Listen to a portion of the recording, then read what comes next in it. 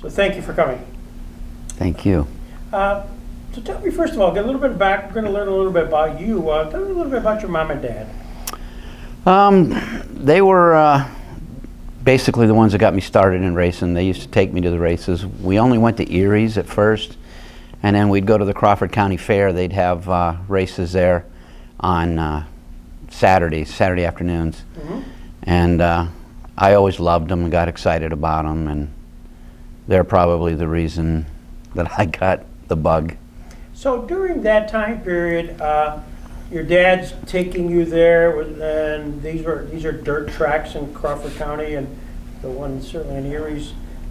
Did he have particular interest in drivers? Was there certain personalities that he followed or knew? My dad? Yeah. Not really. He knew Joe Mobilia, he knew Dick Litz, and his brother, but that was about it. Yeah. So during that time period in the Erie area, there's a guy named Tom Dill. What did a Tom Dill mean to the Gardner family? Well, Tom was one of my favorites. I know a lot of people booed him in the stands because he was known as a rough driver, but I kind of liked him because I was always a fan of Mopars, and he had a Dodge. He was sponsored by Meadowcroft Dodge, and I liked Squirt Johns because he had a Plymouth, and I liked Paul Hellman. He had a Roadrunner. I don't know if you remember a Jerry Curtis. Okay. He had a Barracuda. I was just a big Mopar fan, and I'd always root for those guys. I mean, I liked Bobby Schnars and Ronnie Blackmer because they were so good. They'd start in the back and they'd end up winning, and they did it clean. They didn't rough anybody up, and it was always fun watching them. Now, Erie's at that time that you were being exposed to it, was that operated by Franny? No, that was Leonard Briggs and Erie's? Okay. Lyle and or Lloyd Williams it was, yeah. And Jerry Frank and Don Frank. Yeah. I think I started going 1966, right around there. And as going there, did your dad have an interest in cars? Was he a motorhead?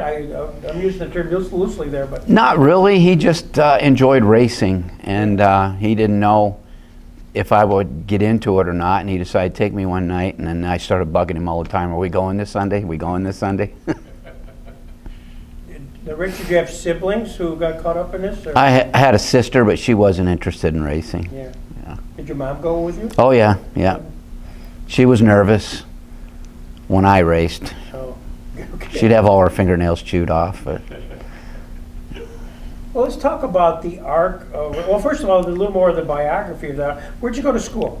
Fort LaBeouf High School in Waterford. Okay. And went to Waterford, and did you graduate there? What year did you graduate? Graduated in '75. So in '75, did you play others? Did you do sports? Were you? I briefly played football, but I was more into cars. And so, how did that manifest itself? Did you go to garages? Did you go to places that just? Yeah, I would make my dad find out where everybody kept their cars, and we'd go. Really? Yeah, I'd want to go take pictures or just see if they were there working on the car, and we'd go talk to them. My biggest thrill was one day we stopped at the garage where Tom Dill's car was, and he let me get in the car and sit in the seat, and that was just a big thrill for me. Now, Tom was kind of associated with Joe Mobilia. Yeah. Was that at that time also? Yeah. I never got to sit in his Dodge when he had his own stuff, but when he was with Joe Mobilia, I got to sit, and it was, matter of fact, it was a Camaro, I think, a '68 Camaro. Well, like we're interviewing you many moons ago, we had interviewed Joe and Tom together. And that was chaos. Remember that, Randy? Yes. Oh, yeah. They were both characters in their own way. They were bouncing off each other. I mean, it was really hilarious. So I commend that to you. So when you have some Saturday night and you're really bored, type in Joe Mobilia, Tom Dill. After you watch Rich Gardner, he's really good too. Okay. So you saw that, Tom Dill, the process, and so you go to the garages. Did you get autographs? Were you kind of like awed by the drivers? Yeah, they used to have Erie Speedway would have those little programs, and there wasn't much to them, but I always tried to get an autograph on them when I could. You weren't allowed in the pits back in those days, kids, but when the races were over, you could go down and find them guys and get them to sign stuff. So you're kind of in awe of the personalities. Yeah.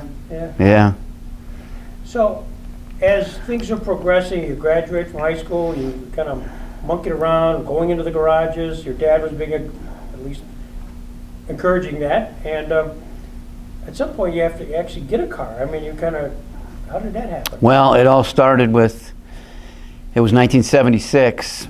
Me and one of my friends, we would go to the races together, and they just started this new class. I guess they stopped doing the hooligans, and they started this new class called the spectator class. Okay.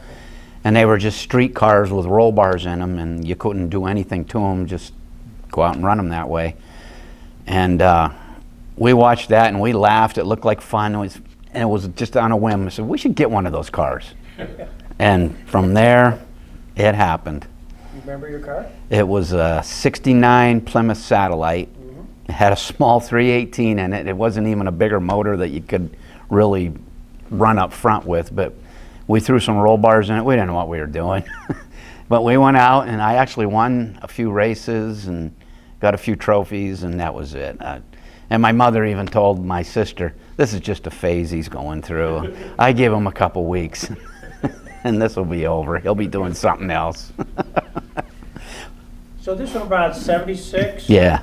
And was that at Erie's? Is that where? At Erie's, yeah. Because we didn't have a trailer, so we flat towed it with a tow bar. So who was your friend, right, for the camera? It was Mike Finney at the time. Yeah. And I haven't seen him in years. I don't know where he's moved to. So Mike, you launched Rich here. And that went from 2 weeks to many years.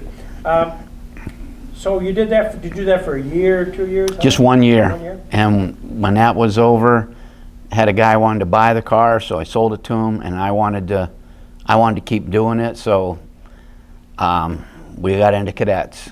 Okay. And I ran cadet in 77 and 78.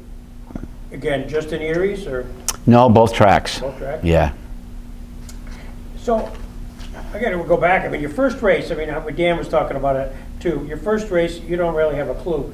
Do you remember your first race and how you felt? I mean, the emotion of it all? Yeah, I was all wound up and nerved up, and we'd always go out in the spectator class. You were out first, and it was nothing but mud, and so you're slipping and sliding, and you got mud. I had a windshield in, and I didn't know enough to take the glass out of it, and it was just covered. You couldn't see. So we learned in a hurry, get the glass out of it, and I don't know how some of them guys raced back in the day with a windshield, where I know I would see sometimes Ron Blackmer reaching out with his hand with a rag wiping the glass. But I remember that, saying, man, this is tough. I don't know how these guys do it. So, but you were doing Erie's and Stateline. Just out of curiosity, back in that time period, what was the differences between the tracks? Was there a noticeable difference? Did one ride different on that? Yeah, I thought with the cars we had in cadet, we had big block engines in them, big block 440s, and you could get more traction at Erie's because Erie's kind of hardened up. But Stateline always seemed a little more slicker, and it was tough to get a hold of with the bigger power. And the cadets, they only had them skinny tires. So you didn't have the wide tires. Right. And so you did that for a couple of years, and then '79, what did you decide to do? We decided, well, how much more would it cost to have a late model? So we decided, I talked my dad into let's get a late model, and because he was helping me, and he was always big on sponsor hunting and getting me sponsors. And matter of fact, he knew the corporate rep in the region for Gibble's potato chips, and he's the one that got me the Gibble sponsorship. Oh, really? And He was good at sponsor searching. He knew a lot of people. But we decided, let's do a late model. And we looked into, because I was a Mopar guy, I had to be a Mopar. We looked into buying one of them Chrysler kit cars that they were selling back in the day. It would all come in a box, and it was like a model. You know, you put it together. But it was way out of our price range. Excuse me. So we asked around about who could build a late model, and everybody was pointing me towards Tony White. He's the one you want to talk to, and he's built a lot of cars for a lot of people, and they're always good in them. So I went and talked to Tony White, and the first thing he said, "Why in the hell would you want to build a Mopar?" He says, "I don't know nothing about them." And I said, "So you can't do it?" "Well, I'm not saying I can't, but why don't you just run a Chevy?" I said, "I don't want to run a Chevy." So he said, "Let me get back to you." So I thought he was just blowing me off, and he called me back the next week. He said, "You still want to do it? I'll do it." He called Jim Scott, and Jim Scott had a jig from Richard Petty, and he was going to let Tony borrow it. So he said, I'll build the car off that jig if you want it. And I said, all right. So him, and there was a big dude named Kale, I can't remember his last name. He helped Tony. And we'd go up periodically as they were going through different phases of building the car and watch. And he kept saying, "I think you're nuts, man." But he got it done, and he did immaculate work. It was just second to none. And we struggled. We didn't know what we were doing. I didn't have anybody with me really that knew much about chassis, and we won a few heat races. They put us in that first heat race, which was the slower guys and the rookies and that, and we won a few heat races in that, and I started winning too much, and Leonard decided to move me into the second heat, and that was a lot more competitive. And the third heat was always the Bobby Schnars and the Skip Furlows and Ron Davies, but we struggled, and I talked a lot to Jim Scott. As a matter of fact, I had Jim Scott drive my car one time at an NDRA race at Erie's, just to have him shake it down and tell me, what do you think? What do we need to do? And he helped us out there a lot. But we soon found out that running torsion bars wasn't the way to go. Just can't beat them, join them, So that's what year did you kind of give it up? The Mopars? Yeah. My last year would have been 19... Well, the actual torsion bars was 1980. Okay. Then after that, we went with the Botten chassis, but I was still running Mopar engines. And then I quit running Mopar engines in 88 because you just couldn't get parts for them, and they were twice the cost of a Chevrolet and Ford, and it was just better off to go with the Chevy engine. What was your number? Number 11 at first, and then I started running Smithport, and they had an 11 down there, which was, I can't remember, maybe Dutch Strang, and he had a fit that I had number 11, so I changed it to number 1. And then I came back up, started running Stateline Erie's again, and I went back to 11. And then when I started driving for Toby, he was always number 1, so I went back to number 1. Was there a reason why Toby was always number 1? Because it was the house car. Oh, okay. How did you connect with Toby? Struggling. I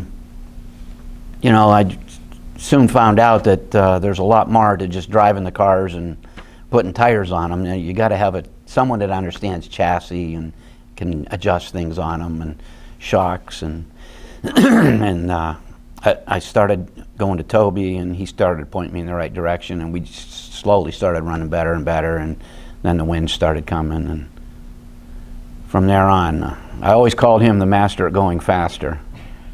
He helped us out a ton. So that's Toby for the camera, Toby Jordan of, it was called Tober Racing, wasn't it? Yep. Where was that located? Lottsville. Lottsville. It's kind of a hotbed down there, right? Latsville, Wrightsville, Yeah, Chubb's down in that area, Bear Lake, and yeah, Boom Briggs. Boom Briggs, and Rick Briggs was from there. So, did you go down? And I'm just trying to think of the relationship with Toby. Other than working on the chassis and stuff like that, did you go to his shop? Did he come to where you were? No, I went to his shop, and he'd tell me bring the car down. He'd go through it and set it up, and heck, I had him building my cars. I'd have him put bodies on them, and just because he's so meticulous. I mean, everything he does is just perfect, and we created a good friendship. And I always said we're twin brothers from separate mothers. Because I'm looking at my own notes, and that was like the mid-'80s that you sort of connected with. Yep. Like 85, I think I first went to him, and then from then on. And then in 2000 was the last year I had my car, and I sold all that stuff, and Toby had Matt Urban driving for him, and Matt Urban decided to go a different direction, and Toby asked me if I wanted to drive for him, and the rest was history. I finished out my career there. Well, on an incredibly high note. During that time period, what's kind of a normal week? Would you race on Fridays, Saturdays, and Sundays? Yeah, I can't remember when we started. Probably 92, I believe. We started running Conneaut, Stateline, and Erie's, and 3 nights in a week in a row. It's a bit tough. You need a lot of help to get everything done, you know. So, who was your team? I mean, basically, I know that guys kind of come and go, but was there a basic core group of guys that sort of did your work? Yeah, I had a couple of guys that were pretty loyal that stuck around and helped out, and then like you said, there was guys that would come and go, and but it's tough because the girlfriend's getting away, the wife's getting away, and you spend too much time. And I was fortunate I had a wife that enjoyed racing. That's how I met her. Well, let's talk about that. How did you meet her? Well, By the way, for the camera, she's here. So she was originally from Coriopolis, and I'm from Waterford, and we met 100 miles apart from our homes at Smithport, which is McCain County. Her uncle was Dave Lundgren. Okay. And I knew Dave Lundgren really well, and matter of fact, he had told me about McCain reopening and some of the specials they had going on, and sometimes they'd have a Thursday night show down there, and we'd go down and run that, and then they always have their Quaker State end of season championship deal, and we'd always go down to that, and that's how I met her down there, through Dave Lundgren. And she found you to be that person, that guy. I guess. She's putting up with me all these years. Put her on later. Tell the rest of the story. So you really, it can be up to 4 nights a week. In between that, I mean, were you concerned as a driving style that you not wreck? I mean, when you wreck your car, it causes... Yeah, I would say probably my driving style was a little on the conservative side, because I knew trying to gain a spot that would maybe pay $50 more, and you get in trouble and wreck the car and spend another $500 to fix it, that just didn't make sense to me, and I wanted to be able to put it in the trailer and go home all in one piece. So I remember Dick Litz saying to Toby, what he doesn't win you in money, he doesn't cost you in wrecking. Very good.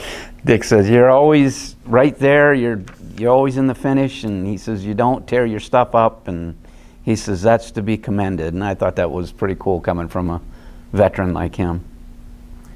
Were there guys, when the race is over or between the heats and the semis and stuff like that, did you confer with other drivers? Was there a camaraderie among that grouping? Oh yeah, you'd always go over and talk to somebody about, tires, what did you have on? Did you feel it go away? Did it ever start working? You know, what are you running for setup? You know, some would be honest with you, some would lie. Yeah. And you just have to determine, you know, what they were saying, if it was true or not. Tires. We've been talking about tires. I know so little about tires, but living to Jim Armbruster and others about tires. The mystery of the tires. Did you find that to be the case as you were driving? Like, you know, what was... That's a whole art? different game in itself, Yeah. you know, tires, you know. Like, I believe Dick had Warren, right? He was in charge of the tires. You almost need a guy that's all he does, because it's an art to how you groove them, whether you sipe them, the compound you pick, reading the track. Is that track going to stay moist? Is it going to dry out? You know, there's so much involved in that. It's and how much stagger you put in that makes a car turn. It's an art. Did you have somebody like that, or was that you? It was kind of a group decision, you know. When I was with Toby, he'd pretty much pick the tires, and he'd say, "What do you think?" And I said, "Well, whatever you think."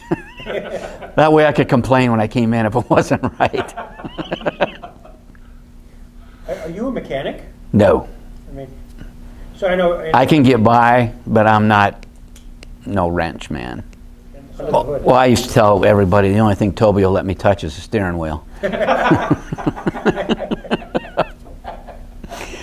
You know, we'd talk, we'd have suggestions, you know, he'd try something, he'd go, "What did you think of it? Did that feel good to you, or should we do it again, or no?" You know, I mean, I could come in, and before I'd get my helmet off, he'd lean in the window and say, "You were loose in, right?" And that's what I was going to tell him, but he could stand there and watch a car, and he would know if you were loose in, tight in the middle, loose off. I mean, he could read the car, and he could adjust to it. He goes, I know what to do. He says, "I'll fix it." And that's just how he was. It just worked. So to the fan in the stand, they wouldn't have no indication all that was happening. Right. I mean, they just Yeah. assume to turn on the car, fill it Just up. go with back gas, out, yeah, put gas in it, right? and go back out. But it's especially nowadays, it's such a science.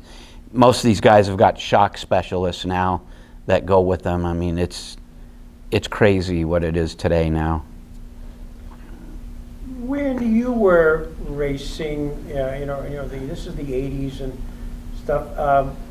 Who was your competition when you went out there and said, "This is the guy I have to probably race heavy against"? Or In the 80s? '80s, '90s. I mean, you've got such a long career. I'm trying to figure out who. Yeah, well, I was fortunate enough to race against Skip, and he was always the man, and he was the guy I envied, because he drove clean, respectful of everyone. You could talk to him. He was a nice guy. He was approachable.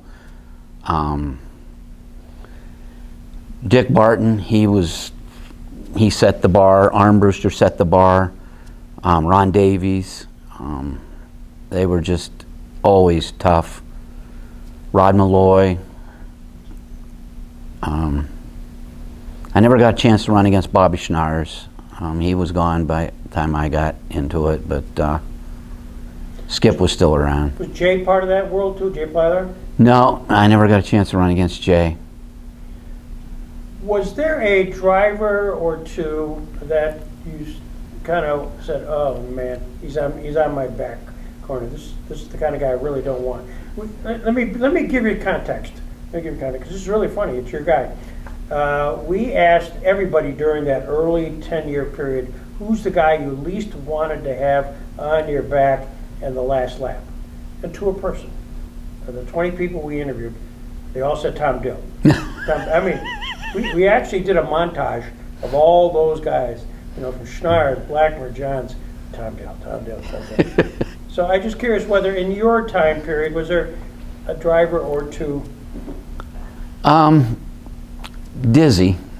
You had to be careful around Dizzy. He was the nicest guy. He'd help you on anything. He'd do anything for you.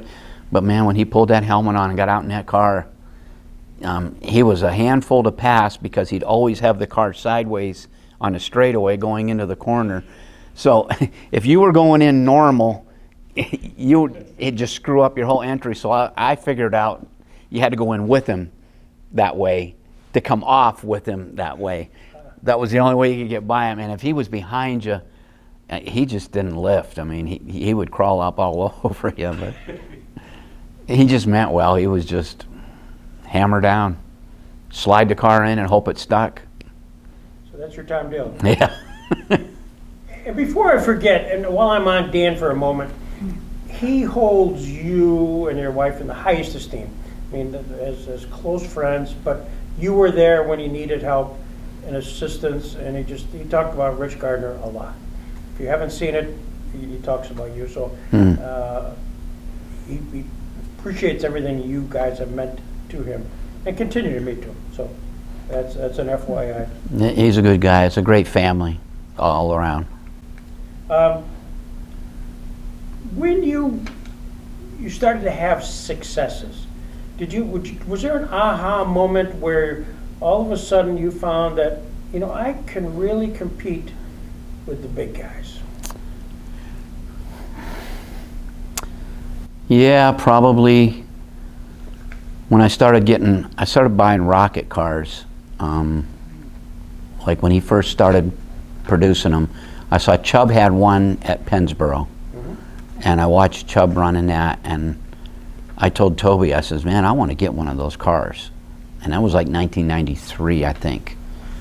And so he got a hold of Mark Richards and Steve Baker, and he became a dealer, and he got me one of the first rockets. And it got to the point, we were running really good in those, and you get to the point where you go to the track where it kind of turns on you. You're not hoping to do good, you're expecting to do good. And I think that's when it turned around for me. I have this crib sheet from Randy, who's the source of all knowledge. For sure. He's unbelievable. So among the things, he talks about 23 feature wins at Stateline, 19 feature wins at Erie's. Erie's late model champ 2000, 2001, 2002, 2003, 2004. That's 5 straight years. That's got to be unprecedented. Mr. 5 times. Did you own the track? Did you feel like you were the guy? No, because, it was so hard to get that first one, and everybody will tell you that. And then you get the next one. And championships are tough to get because everything's got to go right. You can't have any mechanical failures. You always got to finish. Nothing can go wrong. And it just seems that the end of the year we were right in the hunt, and it'd come down to we'd win it. And then it got to the point where I think it was Randy that told me that Schnars had 4 in a row, and if I won the 5th, I'd own the record. I'm like, oh man, nothing like pressure there. So it turned out we'd come down to the end of the year, and we were close to doing another one, and we were starting mid-pack too. We weren't starting towards the front that night, and but we ended up getting up far enough to where we ended up winning that last one. And I think the record he held it was 27 years maybe, and we finally broke it. And it was unbelievable. It just happened so fast. It was just a head spin. Did you appreciate it at the time? I did, because he was one of my heroes, and I just couldn't believe what we had done. Matter of fact, we were in hunt to do 6 in a row, and we blew a motor up the next year, and we missed 2 weeks waiting on an engine because we didn't have a backup. Andy Kenya won the next year. Did you find that as you were, just think about championships, 5 in a row, you got to drive not only a lot, you got to place a lot because it's points. It's points related. You don't necessarily have to win every race. So were you kind of gauging the fact that as you get toward the end there, where you've got to finish in order to kind of... No, we never figured that out. We never kept track of that because we didn't want to get caught up in that mess. But like I said, I always consider myself a conservative driver, not getting into trouble and the main thing was to finish and not come in on the hook. So that consistency is probably what paid off to do that.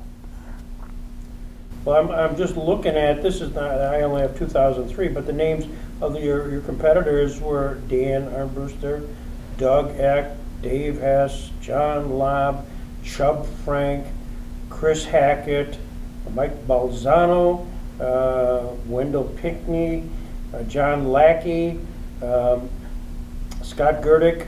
I mean, this is Scott Johnson.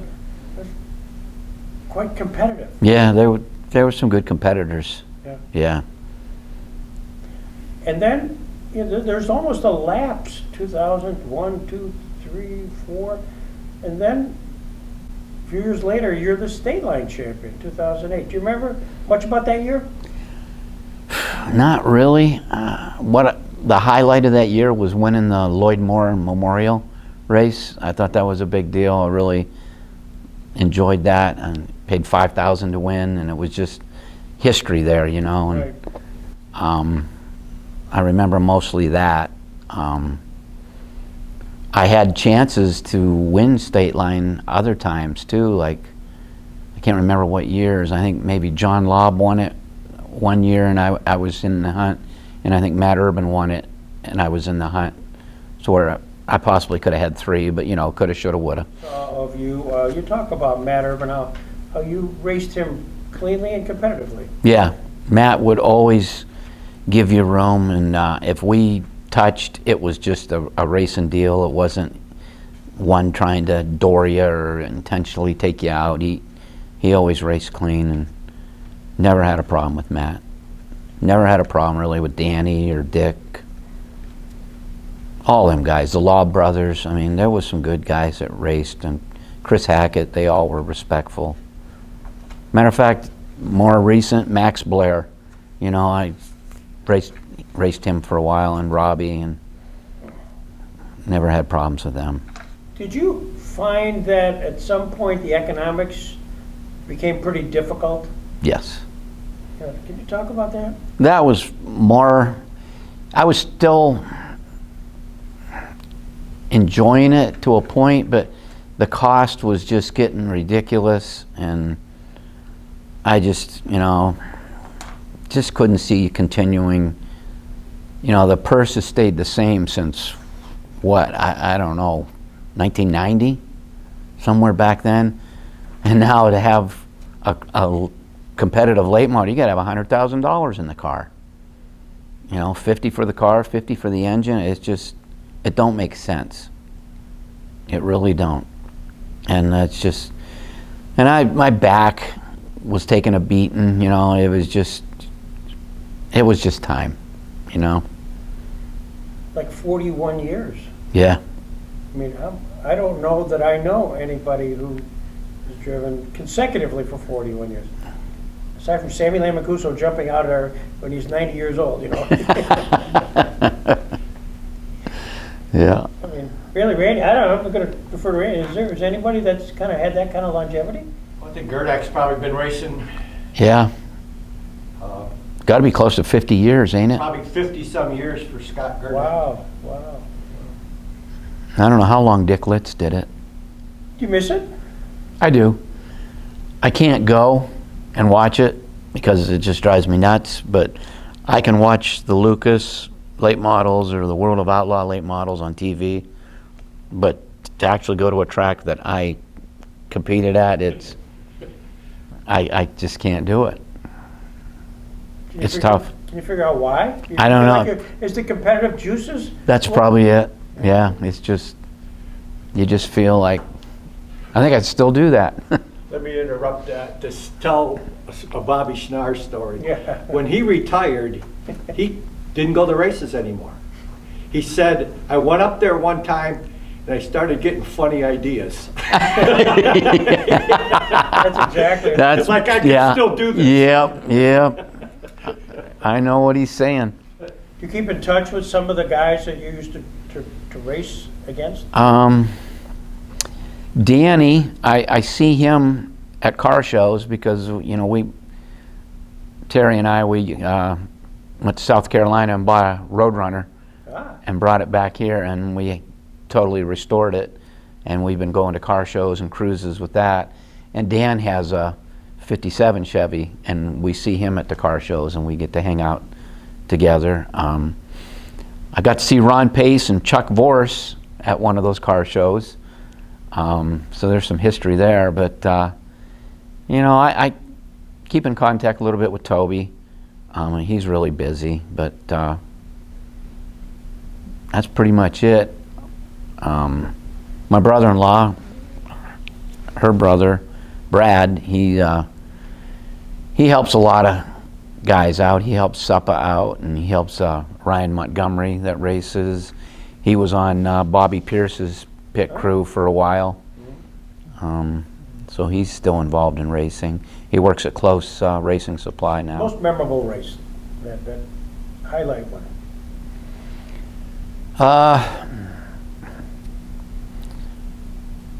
Well, there's a few. Winning the Fall Fest ULMS race at McCain in 2012. You know, winning a series race, like at a regional series race, that's the competition's the best you're going to get, you know. And we won the UFO race at Stateline. That was a regional series. One that sticks out too, in 1989, my dad had passed away, and we won the end of season championship at Erie's, and there wasn't a dry eye that night, you know. All the crew got on top of the car, and one of them sat up on the roof with the checkered flag, and we cruised around the track and come around, and we were all crying. But that was stood out. Did you have any interest at all in owning cars, in the sense of owning it, let somebody else drive your cars, or did that ever pass your mind? I had visions of maybe my son someday racing, but he took an interest in ball sports and other things, track and field, and we didn't push him, let him be himself and do what he wanted to do, and we supported that. Okay, I'm going to ask your wife to tell me, what's the question I haven't asked Rich that I should? That you're sitting back there taking notes, I'm sure she is saying, you know, I hope he talks about this, but I haven't got to it.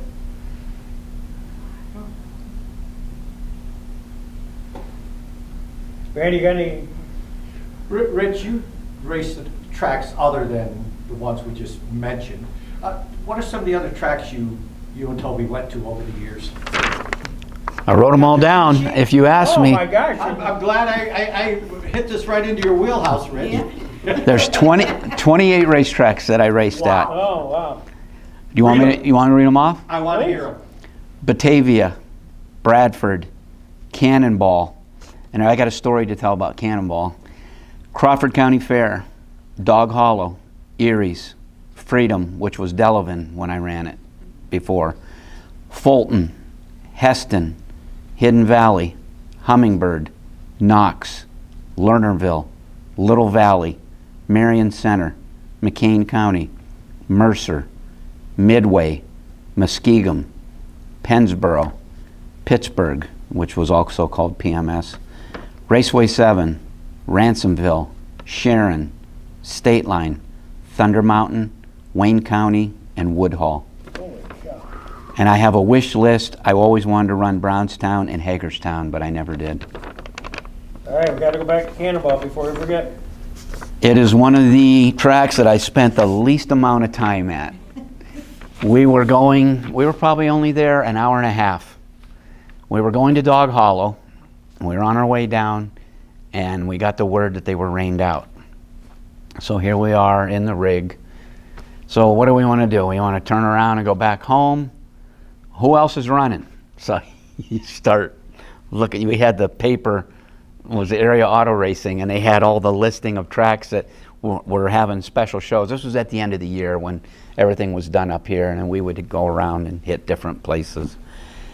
So this Cannonball was having a 3,000 to win show. That was in Ohio, right? Yeah. And so we call there on the phone, and the person answers, and we said, "Are you running?" And I said, "Yeah." You got your late model show going? They said, yeah. And we said, well, we told them our story, and we said, how far out are you? And we told them, well, we're quite a ways. And they said, well, hold on, we'll put the promoter on. So we're waiting, promoter gets on. Toby starts talking to him, and he says, well, I've only got 24 cars. So if you show up, I'll let you tail the field.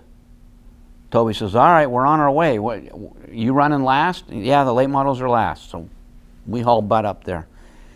We pull in, and the late models are already in the lineup, sitting there idling, waiting to go out. Yeah, there's a division out already racing.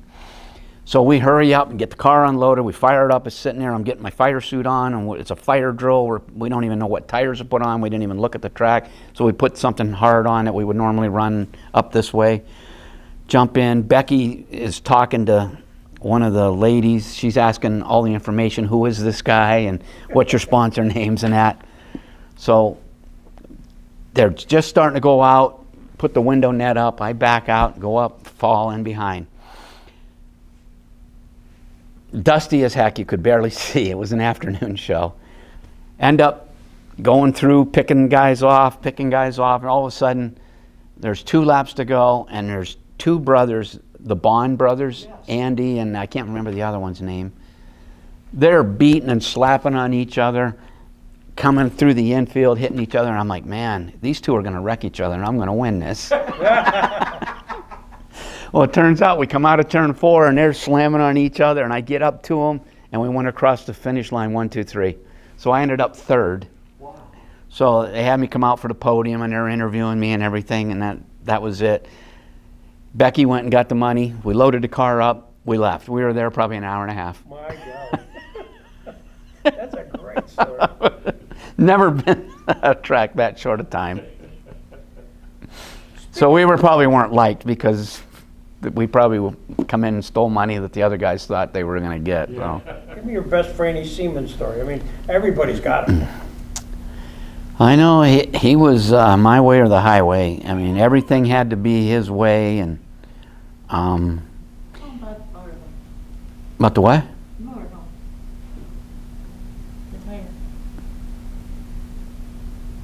I don't. What he told you guys to do? Go to the. Oh yeah, we were on the way to Stateline, and we lost a wheel bearing actually in the. It wasn't the tire, in the motorhome, and we were stranded, and we called at the track and told them that we probably ain't gonna make it, or we're gonna be late. So Franny gets on the phone. He says, "Go down to my junkyard," and he says, "and find yourself a wheel, and get yourself going again." So we went down to the junkyard and we got a wheel and bearing and everything, got it on. We got to the track and made it there. But there was things like that. He was so nice and so helpful on some things, and there's other times you just want to choke him because he could just have such a mean streak, you know. But did he do that? I can't imagine him actually having an episode with you, of all people. You know, kind of. You just didn't seem like the guy who would hit him the wrong way. No, I never. A lot of people had problems with him, but I never really had a problem with him. I just knew how he was and let it run off, you know. During the time periods that he ran the track, sometimes it was, as you said, his way or the highway. Sometimes it was the highway for some drivers. Did you sense that, or did you feel like all of a sudden, some weeks, the guys you were racing against at Stateline or Erie's are gone? They're just not there. Well, I don't know, maybe you can verify this, but I think he told Dick and Dan that I don't need you. And I'm thinking, boy, they put a lot of people in the stands. That's the wrong thing to tell these guys, you know. But I don't know. He had his own way of doing things. One of the things that I took videos. I was a guy occasionally on the field taking movies, and there was a race of which you, Doug, Eck, and somebody else, 3 people, and Randy indicated it was kind of World War III or something like that. Was a special race at the end of the feature. And you won it. And I have that on film. I'm gonna Oh. drop it in right here, folks. When you see this, you'll see it. Rich, you ran 25 laps. Then the top 3 guys raced another 5 or 6 I think it was laps. 5 laps, yeah. Franny called it World War III. And they lined us up 3 abreast. Yeah, they lined you up 3 wide. Yeah. And one of them, of course, was Doug. And I don't think you wanted to be in between him and whoever the other guy I was. think the other So one you was kinda Boom, laid wasn't back. it? Wasn't it Boom Briggs? You're right. Yeah. So yeah, you kind of laid back at the start, but then you went by them all. Yeah. I knew what was going to happen there. So, do you remember that race though? I do. Was that a one-off? Yeah. I don't think they ever did that again, did they? Ironically. I Yeah. wasn't And you filming got live. video I of got that. video of that. Wow.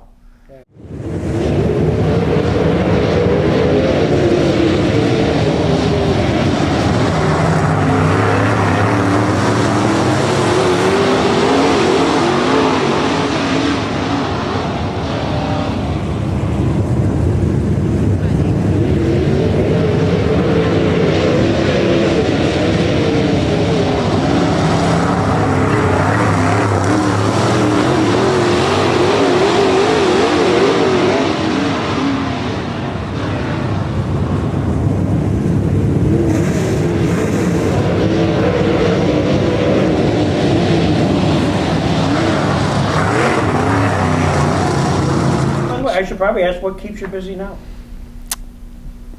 Pretty much just the car shows. Yeah. Yeah. We've gotten into that. The nice thing about that is you don't have to wash mud off it. You don't have to pound dents out of it, and you don't have to put new tires on it every week.